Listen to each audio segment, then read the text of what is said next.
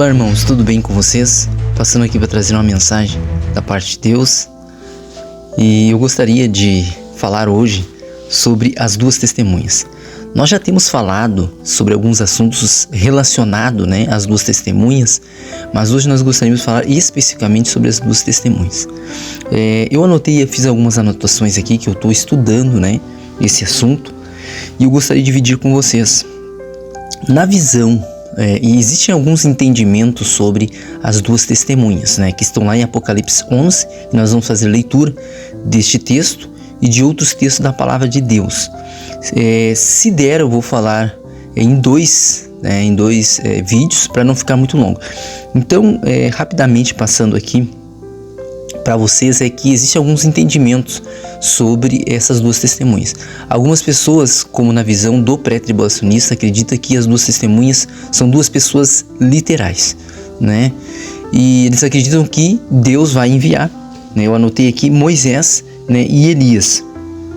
Então essa é a visão mais comum do pré-tribulacionismo, que Deus vai enviar Moisés e Elias. Existe outra linha, que acredita que Deus vai enviar Enoque e Elias, o que já foge do contexto daquilo que está escrito no Apocalipse, no capítulo 11, que fala que elas vão fazer descer fogo do céu, fazer as águas se tornar em sangue, sendo que Elias, quando orava, Deus mandou fogo do céu e ele arrumou o altar ali com o cordeiro, com o bezerro, e abriu um válogo, colocou água e ele ergueu um altar, e pediu fogo. Deus mandou fogo quando ele estava lutando contra os profetas de Baal.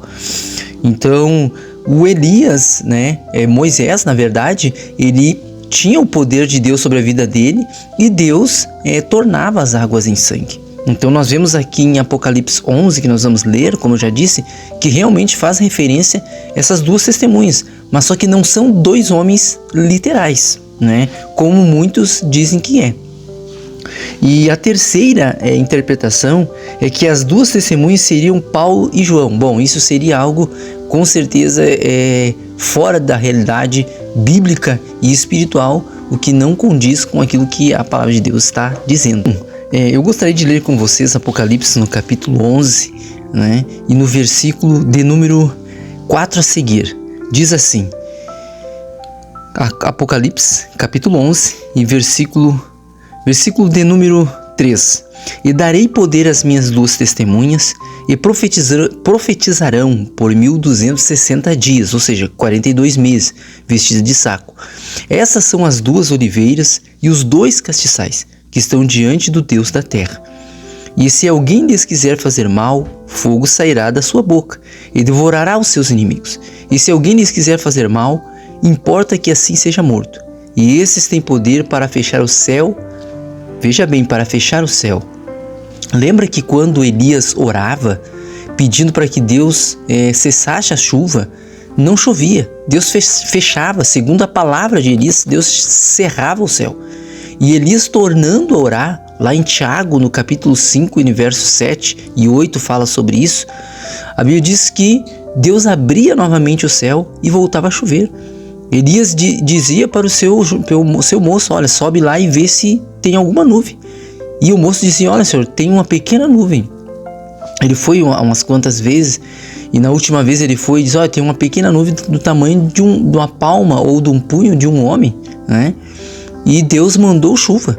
Então, da mesma forma como Deus usou Elias lá, Deus usará as suas testemunhas. Eu estou falando no plural, que não é somente um Elias, são vários Elias. E eu vou fazer, eu acho que um segundo vídeo para explicar mais essa parte, porque é um pouco mais complexa, falando da testemunha chamada Elias, mas que são vários Elias, não é um Elias. E eu vou explicar o porquê que são vários Elias. Não que são vários Elias, mas são várias pessoas que terão o poder do Espírito de Deus que estava sobre Elias. Então isso que nós temos que entender. E se alguém lhes quiser fazer mal, sairá fogo da sua boca e devorará os seus inimigos. E se alguém lhes quiser fazer mal, importa que assim seja morto. Esses têm poder para fechar o céu, para que não chova, nos dias da sua profecia. E têm poder sobre as águas, para convertê-las em sangue, e para ferir a terra com toda sorte de pragas, todas quantas vezes quiserem. Ou seja, perceba que aqui está falando em tornar as águas em sangue. Aonde está fazendo referência na Bíblia sobre águas se tornarem sangue? É claro que é lá em Êxodo. O Êxodo é considerado o livro do libertador.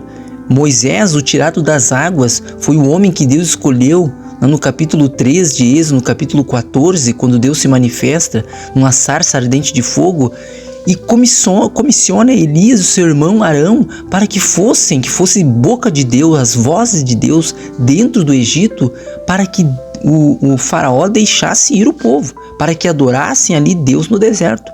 E todos nós sabemos o que acontece quando o faraó não queria deixar o povo sair. Deus começou a enviar as pragas, uma após a outra. E a mesma coisa está sendo retratada no Apocalipse. Deus enviará suas pragas, e pragas paralelas às que foram mandadas no Egito. E quem estava no Egito? A Israel, que simboliza a igreja. No meio da tribulação, no meio do fogo cruzado, como nós gostamos de dizer, Israel estava lá, assim como a igreja estará aqui. Porque na visão pré, as duas testemunhas estarão na terra, a igreja foi arrebatada, ou seja, uma parte da igreja foi para o céu, outra parte da igreja estará na terra, porque alguém já até me disse que quem estará pregando na terra serão os desviados. Veja bem, irmão, se tem condições de receber uma palavra assim, se tem condições de você entender algo dessa forma, que quem estará pregando serão os desviados. Se as pessoas não pregam agora, no tempo em que não há perseguição, você acha que vai pregar depois? Ou seja, então na visão pré, a igreja estará uma parte no céu, nas bodas, né? E a outra parte estará aqui na terra, sofrendo a perseguição do anticristo da metade da semana para frente, estará vendo várias coisas horríveis acontecendo, e a outra parte estará no céu. Não existe lógica nisso. Só existe uma bodas, e será depois do ressoar da última trombeta, que está em Apocalipse 11, verso 15. Depois que as testemunhas são mortas. Uma parte da igreja será protegida.